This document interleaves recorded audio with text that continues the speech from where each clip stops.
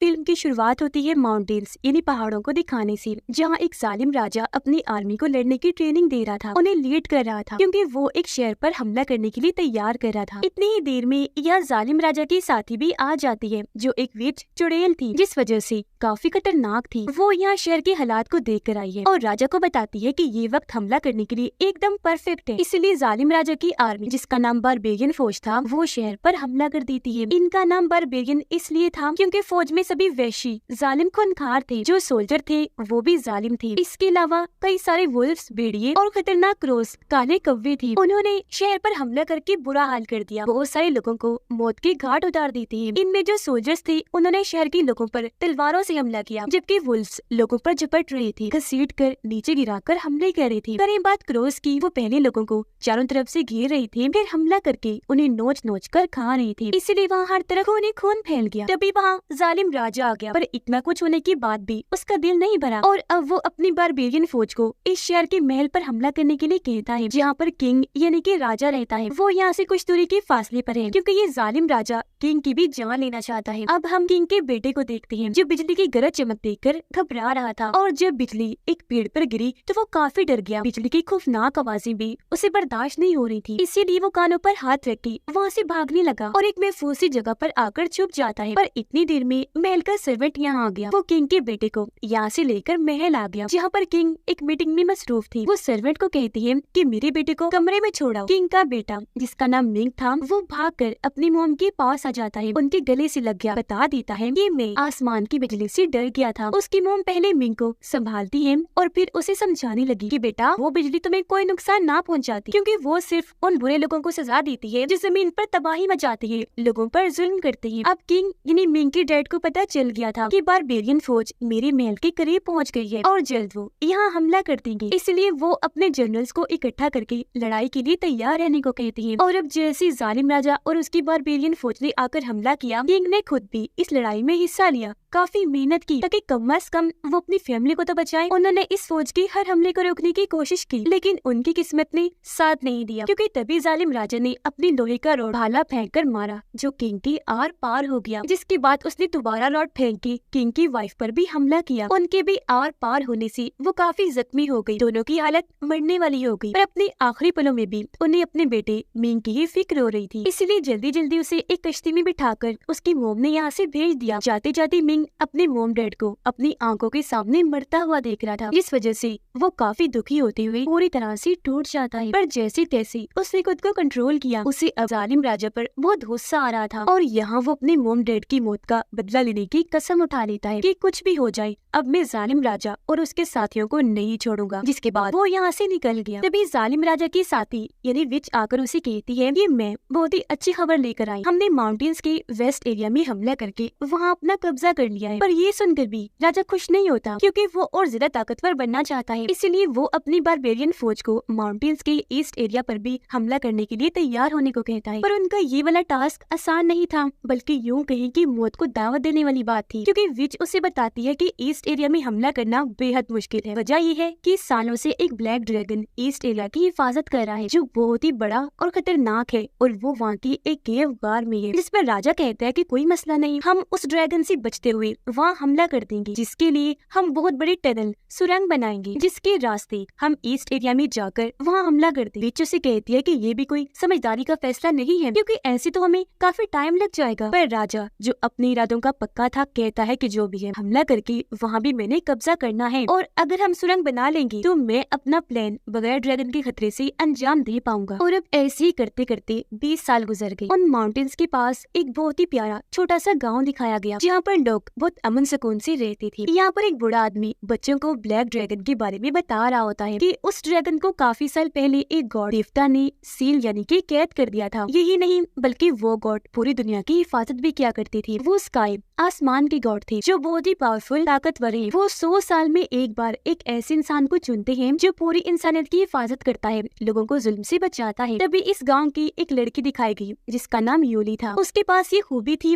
कि वो जानवरों से बात कर सकती थी, वो इसकी बात समझ सकती थी और ये उनकी। पर किसी को भी यूली की इस खूबी का अंदाजा नहीं था। हर कोई उसका मजाक बनाकर उसे पागल समझता था, यहाँ तक कि बच्चे भी उस पर हंसते थे। इतनी ही देर में यहाँ एक घमंडी लड़का अपने गार्ड्स के साथ आ गया, जो दरअसल इस गाँव के हेड का बेटा था। वो यूली पर हंसते हुए उसका मजाक बनाने लगा और उसे इस बात से चिढ़ाने लगा कि तुम्हारे गाल पर लाल रंग का निशान बना हुआ है, जिस वजह से तुम बदसूरत लगती हो। तुम बिल्कुल कोई डीमन शैतान जैसी दिख रही हो, और बेचारी को काफी चिढ़ाता है। इस बीच वहाँ एक और लड़का आ गया जो काफी अच्छी आदत का था। वो कब से सब कुछ देख रहा था, इसलिए हेड के बेटे और उसके गार्ड्स को रोकता है कि तुम यूली को परेशान ना करो। वो हेड के बेटे को काफी बातें सुनाकर उसकी बेइज्जती भी करता है कि तुम में जरा इंसानियत नहीं, तुम कैसे एक मासूम लड़की को परेशान कर रहे हो। इस बात से अब हेड के बेटे को भी गुस्सा आ गया। वो जब आगे आया तो वो लड़का हेड के बेटे के मुंह पर मुक्का मारकर उसे नीचे गिरा देता है, जिसके साथ ही उसे वो ख्याल आने लगी जब जालिम राजा उसके मोम डैड यानी कि किंग और रानी को मार रहा था। जी हाँ, ये लड़का और कोई नहीं बल्कि मिंग था, जो अब बड़ा हो गया है। बचपन में जो उसने देखा उस वजह से ये ख्याल उसे अक्सर सताते हैं और किसी के साथ भी वो गलत होते हुए नहीं देख सकता। इतनी ही देर में यहाँ विच भी पहुँच गई, जो गाँव के एक आदमी पर हमला करके उसे मार गिराती है, जिसके बाद अपने हाथ को एक आदमी के सीने में घुसा देती है। हाथ आर पार करके बड़ी बेरहमी से उस आदमी का दिल निकाल लेती है। ये चीज गाँव के बूढ़े आदमी ने भी देख ली थी, इसीलिए वो फौरन गाँव के हेड के पास गया और उसे इस खतरे विच के बारे में बताता है। साथ ही वो ये भी खबर देता है कि बहुत जल्द जालिम राजा की बारबेरियन आर्मी ईस्ट एरिया पर हमला करके वहाँ अपना कब्जा कर ले, जिस बीच वो हमारे गांव पर भी हमला कर देंगे। ये सुनकर गांव का हेड हंसने लगा,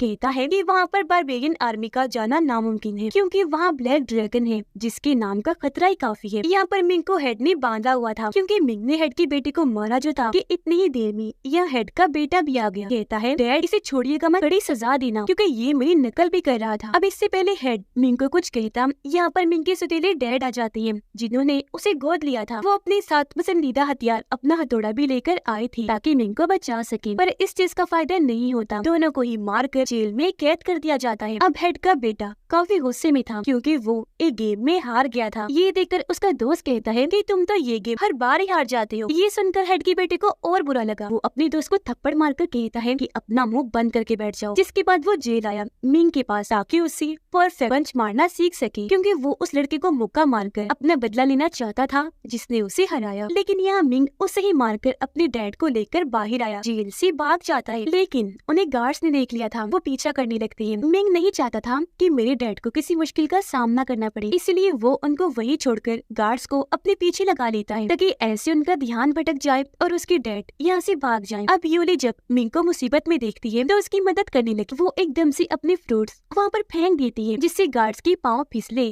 और वो सारे वहीं पर गिर जाते हैं। ये देखकर मिंग यूली को भी अपने साथ लेकर वहाँ से भागने लगा। वो दोनों हेड की बेटी और उसके गार्ड से बचकर काफी दूर निकल आए थे, पर कोई फायदा नहीं था। उनका पीछा करते करते हेड का बेटा और गार्ड दोनों उन्हें घेर लेते हैं। ये दोनों उस केव यानी गार के पास खड़ी थी, जिसके अंदर ब्लैक ड्रैगन को सील करके रखा गया था। पर इस चीज से अनजान मिंग यूली को लेकर केव के अंदर चला जाता है, जबकि हेड का बेटा, जिसे केव में ब्लैक ड्रैगन का पता था, वो अपने साथियों को रोक लेता है, अंदर जाने नहीं देता। जिसके बाद खुद वो यहाँ से चला गया ताकि इस बारे में अपने डैड को बता दे। अब उसका एक गार्ड भी ड्रैगन के बारे में जानता था, इसीलिए वो बाकी गार्ड्स को बताने लगता है कि स्काई गॉड ने 3 दिन तक इस ब्लैक ड्रैगन से लड़ाई की थी, पर क्योंकि वो काफी ताकतवर गॉड थे, इसलिए उन्होंने ड्रैगन पर अपना काबू पाकर उसे यहाँ सील कर दिया। केव के अंदर मिंग और यूली जब एक जगह पर पहुंचे तो यहाँ वो अपनी अपनी जिंदगी के बारे में बताने लगते हैं। यूली कहती है कि रोज रोज लोग मुझे तंग करते हैं, काफी परेशानी देते हैं, जिनसे मैं वो तंग आ चुकी हूँ। मैं ऐसी जिंदगी चाहती हूँ जहाँ पर सुकून हो, कोई टेंशन परेशानी ना हो और कोई तंग करने वाला भी ना हो। उसकी ये बातें सुनकर मिंग भी काफी हद तक उससे जुड़ रहा था, क्योंकि उसने भी छोटी सी उम्र में ही अपने प्यारों को खो दिया। इससे पहले वो कुछ कह पाता, ब्लैक ड्रैगन जो सच में काफी बड़ा और खतरनाक था, वो अपनी डरावनी सी आंखें खोलता है, जो यूली के बिल्कुल पीछे सो रहा था। वो अचानक ही उठ खड़ा हुआ और अब इनके सामने आ जाता है, जिसे देखकर पहले तो ये दोनों काफी डर जाते हैं, पर यूली जो कि जानवरों से बात कर सकती थी, वो अपनी बातों के जादू से ड्रैगन को कंट्रोल में कर ही लेती है। कहती है कि डरो मत, हम तुम्हें कोई नुकसान नहीं पहुंचाएंगे। या वो झूठ बोल देती है कि माउंटेन्स के आसपास के लोग भी तुम्हें कोई नुकसान नहीं पहुंचाएंगे कभी भी, क्योंकि वो तुम्हें कोई खतरा नहीं बल्कि अपना गॉड समझते हैं। अब ये सुनकर तो ब्लैक ड्रैगन काफी खुश हो जाता है। वो यूली को कहता है कि मैं तुम्हारे गाल पर बना लाल निशान ही कर देता हूँ। जो कहकर वो आगे आया, अपनी ताकत उसके लाल निशान पर लगाता है, जिससे अगले ही पल वो निशान गायब हो गया और उसका गाल अब बिल्कुल ठीक हो गया था। पर ड्रैगन फौरन कहता है कि ये मैंने तुम्हारा इतना बड़ा मसला हल कर दिया, अब बदले में मेरे लिए भी तो कुछ करो ना। तुम मेरे एक हथौड़े को पत्थर में से निकाल दो जो वहाँ पर मजबूती से अटका हुआ है। अब दोनों को ये काम काफी मुश्किल लग रहा था। मिंग तो डरा भी हुआ था कि एक जानवर की मदद करनी चाहिए या नहीं, लेकिन क्योंकि वो काफी बहादुर था, इस बात को नजरअंदाज करके हिम्मत से काम लेता है। उसने बहुत कोशिश की, अपनी पूरी ताकत लगाकर वो हथौड़े को निकाल ही देता है, पर अगले ही पल उन्हें अंदाजा हो गया कि ये कोई ऐसे ही नहीं लगाया हुआ था, बल्कि असल में स्काई गॉड की तरफ से लगाई गई यही वो सील थी जिसने अब तक ब्लैक ड्रैगन को यहाँ कैद किया हुआ था। पर हथौड़ा हटाते ही क्योंकि सील को तोड़ दिया गया, इसलिए अब ड्रैगन आजाद हो जाता है। ये एहसास होते ही कि हमने एक जानवर की बात मानकर कितनी बड़ी गलती कर दी, ये दोनों भी यहाँ से भाग जाते हैं और ड्रैगन जो अब पूरी तरह आजाद हो गया था वो हर तरफ घूमने लगा। ये जब भाग रही थी तो वो इन पर भी अपने मुंह से आग गिराने लगता है। उसका ये खतरनाक रूप देखकर हम समझ गए कि फिर से वो अब बहुत बड़ी तबाही लाएगा। अब गांव के बड़े लोगों को उस केव से आवाजें आने लगी। ऐसा भी एहसास हुआ जैसे कि वहाँ की जमीन जोर से हिली हो, जिससे लोग अंदाजा लगा लेते हैं कि जालिम राजा की बारबेरियन फौज ने शायद वो हथौड़ा निकाल कर ड्रैगन को आजाद कर दिया है। पर पास खड़ा हेड का बेटा इस बात से इनकार करके कहता है कि ये काम उनका नहीं बल्कि यूली और मिंग का है, क्योंकि मेरे सामने वो उस केव के अंदर गई थी। अब इस बात में कितनी सच्चाई है ये पता लगवाने के लिए गाँव के बड़े लोग उस केव के बाहर आ गए, जहाँ अंदर से यूली और मिंग निकल कर बाहर आ रही थी। उन दोनों को फौरन गार्ड से पकड़वा लिया जाता है और अब इनसे पूछताछ की जाती है कि इन्होंने क्या किया। यहाँ मिंग झूठ नहीं बोलता, वो सच बता देता है कि हमने वो हथौड़ा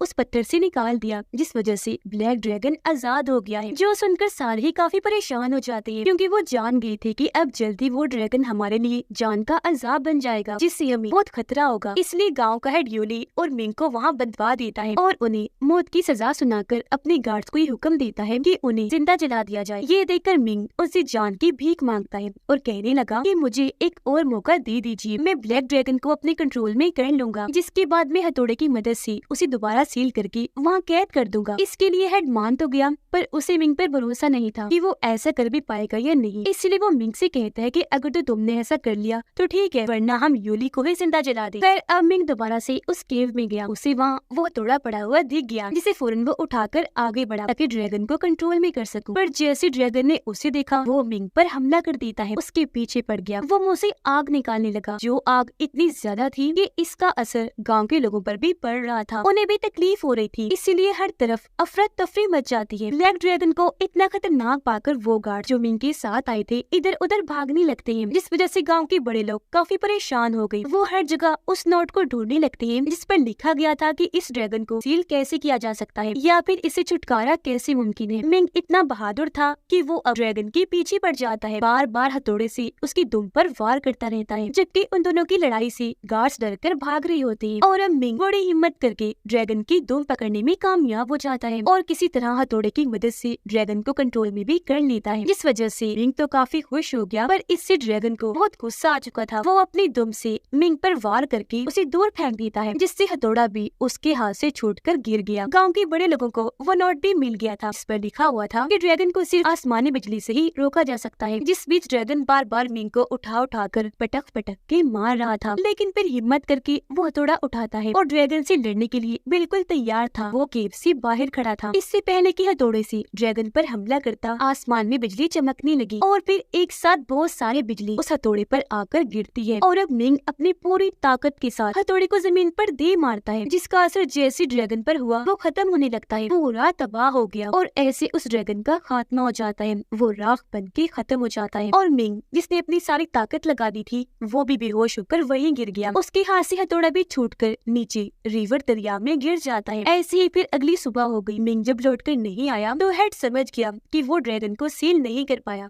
मारा गया। इसीलिए अपनी डील के मुताबिक वो यूली को मारने का फैसला करता है, उसे जिंदा जलाकर। अब तभी यहाँ हेड का बेटा और उसके गार्ड्स आ गए, जो इतना खुश हो रही थी, ऐसे अकड़ के चल रहे थे जैसे उन्होंने पता नहीं कितना बड़ा काम कर दिया, जिससे वो हीरो बन गए हैं। ज्यादा घमंड उन्हें इस बात पर भी था क्योंकि उनके पास ड्रैगन का बड़ा सा सींग था। जिसके बाद हेड का बेटा अपने डैड यानी कि हेड को बताता है कि आप लोगों को मिंग ने धोखा दिया है। उसने ड्रैगन को सील करने वाला अपना वादा पूरा नहीं किया, बल्कि आसमानी बिजली जोरदार उस पर पड़ी और वो मारा गया। जिसके बाद वो सब लोगों को एक जगह पर इकट्ठा करके उन्हें ड्रैगन का सींग दिखाता है और कहने लगा कि हम लोगों ने ड्रैगन का खात्मा कर दिया है, मैंने खुद उसे मारा है। ये सुनकर सब लोग काफी खुश हो जाते हैं। वो हेड के बेटे की बहादुरी पर तालियां बजाने लगे और खूब जश्न मनाने लगते हैं, क्योंकि उन्हें लग रहा था कि ऐसे ड्रैगन के साथ साथ जालिम राजा की बारबेरियन आर्मी से भी हमारी जान छूट गई है। पर गांव का बूढ़ा आदमी सबको चुप करवाता है, कहता है कि अभी खतरा टला नहीं है। वो केव ईस्ट और वेस्ट एरिया को एक दूसरे से मिलाती है। उसकी वजह से हम मसले में फंस सकते हैं, इसलिए अब ये उस केव को बंद करने का फैसला करते हैं। पर हेड का बेटा बड़े घमंड से उनसे बात करने लगा। इस बात को टालकर वो सबको यूली के खिलाफ भड़काने लगता है कि इसे मार ही देना चाहिए क्योंकि इसने कई लोगों की जान को खतरे में डाला था ड्रैगन को आजाद करके। लेकिन तभी यहाँ मिंग आ गया। इसे जिंदा देखकर हर कोई काफी हैरान रह जाता है क्योंकि हेड की बेटे ने तो बताया था कि वो मर चुका है। पर इससे पहले मिंग यहाँ सच्चाई खोलता हेड का बेटा उसे बुज़दिल कायर कहने लगता है और ये भी कि जब हम ड्रैगन से लड़ाई कर रहे थे तो ये हमें मुसीबत में अकेला छोड़कर भाग गया था। अब इन लोगों की बहस देखकर गांव के हेड को गुस्सा आ गया, इसलिए वो अब मिंग के सामने दो ऑप्शन रखता है कि या तो यूली को जिंदा चला दिया जाएगा या फिर तुम्हें इस जगह को छोड़कर जाना होगा, जिसके बाद तुम कभी वापस लौटकर यहाँ नहीं आओगे। और अब क्योंकि मिंग की बातों का कोई भी यकीन करने को तैयार नहीं था और वो ये भी नहीं चाहता था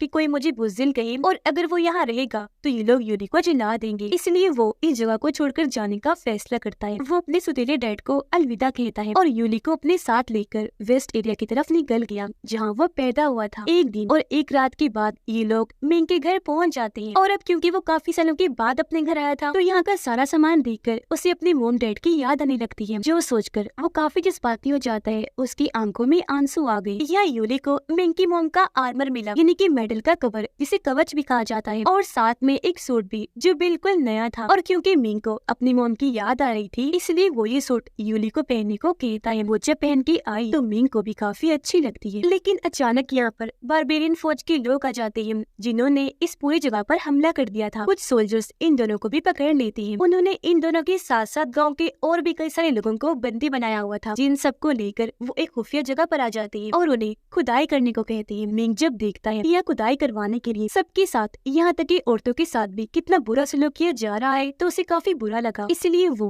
एक गार्ड का रूप लेकर मिंग को ढूंढते हुए उसके पास आया और उसे यहाँ से लेकर भागने की कोशिश करता है। इससे पहले यहाँ से निकलते वो सारे क्रोस आ जाते हैं जो उसी विच के थे। उनका ये मुकाबला कर ही रही थी कि तभी एक वुल्फ भी आ गया, जिसे मिंग पीछे हटाने की कोशिश कर ही रहा था कि तभी वो नीचे गिरकर पहाड़ से लटक जाता है। पर एक बार बेरियन सोल्जर उसे फिर से ऊपर लाया, काफी मारने के बाद उठाता है और रिवर में फेंक देता है। ये सब भी काफी नहीं था कि अभी बहुत सारे बारबेरियन शार्क्स आकर मिंग पर हमला कर देती है। पर यह खुशकिस्मती से उसे वही हथौड़ा मिल जाता है जो ड्रैगन से लड़ते हुए रिवर में गिर गया था और अब उसके अंदर क्योंकि बिजली की ताकत थी तो उसे लेते ही वो खुद भी काफी ताकतवर बन जाता है। पहले वो सारे शार्क्स को मारता है जिसके बाद बड़ी पावर से बाहर आया और उस आदमी को भी मार देता है जिसने उसे रिवर में फेंका था। उधर तब तक विच ने यूली को पकड़ के बांध दिया था। वो जानती थी कि यूली के पास खास किस्म का ताकतवर दिन है जो इसे हेवन इन्हें जन्नत में रहने वाले सबसे बड़े गॉड ने दिया था। वो उसे नाखून मारकर पहले जख्मी करती है, फिर उसका खून चखती है जिससे उसे पता चल जाता है कि केव में क्या हुआ, यानी कि वो ड्रैगन मर चुका है जो इस एरिया की हिफाजत किया करता था। वो काफी खुश हो गई ये सोचकर कि अभी वहाँ पर हमला करने का बहुत अच्छा मौका है। फिलहाल यूली को यही छोड़कर वहाँ से चली गई। मिंग यूली को ढूंढते हुए केव में आ गया पर वो उसे वहाँ नहीं मिलती, इसीलिए वो बाकी गार्ड से लड़कर बाकी लोगों को आजाद कर देता है जिन्हें यहाँ पर बंदी बना के रखा हुआ था। पर इस बीच व्हाइट रंग की वुल्फ आकर मिंग पर हमला कर देती है, उससे लड़ने लगी। वो बार बार उस पर वार करने के लिए आ रही थी जिसे मिंग उस हथौड़े की मदद से दूर कर रहा था। काफी लड़ाई के बाद अब जैसे व्हाइट वुल्फ ने अपना खास हमला किया, पूरी ताकत से मिंग ने भी उस पर हथौड़े से हमला करके उसे अपने कंट्रोल में कर लिया। उधर गाँव के लोग बारबेरियन फोर्स से लड़ने के लिए तैयार हो रहे थे। उन्होंने अपने अपने हथियार भी ले लिए थे और बहुत अच्छे से ट्रेनिंग भी कर ली थी। वो लड़ाई के लिए बिल्कुल तैयार खड़े थे। पर जैसे बारबेरियन फौज यहाँ आई, गाँव का हेड और उसका बेटा धोखा कर देती है। वो लड़ने की बजाय अपनी जान बचाने के लिए छुपने चले गए। बेचारे गाँव वालों को लड़ने के लिए अकेला ही छोड़ गई। लेकिन तभी यहाँ मिंग उसी व्हाइट वुल्फ पर बैठकर यहाँ आ जाता है। उसने अपने सुतेले डैड की जान बचानी थी जो जख्मी थे और बारबेरियन आर्मी उन्हें मारने ही वाली थी। वो उन्हें लेकर अंदर चला गया जहाँ गाँव के बाकी लोग भी छुपे हुए थे, जबकि व्हाइट वुल्फ जो अब पूरी तरह मिंग के लिए वफादार बन गई थी, वो बारबेरियन के लोगों को अंदर जाने से रोक रही थी, उन पर हमला कर रही। अंदर मिंग के डैड जिनकी हालत काफी खराब थी, वो मिंग को देखकर काफी खुश हो रही थी, पर वो काफी दुखी हो जाता है क्योंकि तभी उसके डैड हाथों में ही दम तोड़ देते हैं। वो इस बात से टूट गया कि एक एक करके मैं अपने प्यारों को खो रहा हूँ। अब मिंग नहीं चाहता था कि बारबेरियन फौज इस गाँव को नुकसान पहुँचाए, वो यहाँ के लोगों को लूट कर उन पर जुल्म करे। इसलिए वो सब लोगों को इकट्ठा करके उन्हें हिम्मत देता है कि आप लोगों को कैसे भी करके ईस्ट एरिया की हिफाजत करनी है, जिसके लिए सबको एक होकर बारबेरियन फौज से लड़ना है। हमारी ये लड़ाई बहुत बड़ी होने वाली है जिसमें कैसे भी करके हमें उन्हें हराना है। और अब ये लोग जैसे बाहर आए, बारबेरियन फौज के साथ इनकी जोरदार लड़ाई होने लगी, जिस बीच यहाँ विच भी आ गई। मिंग जो काफी बहादुरी से लड़ रहा था, विच उसे कमजोर करना चाह रही और उसे पता था कि मिंग की कमजोरी क्या है, जो यूली थी। इसलिए विच मिंग की आंखों के सामने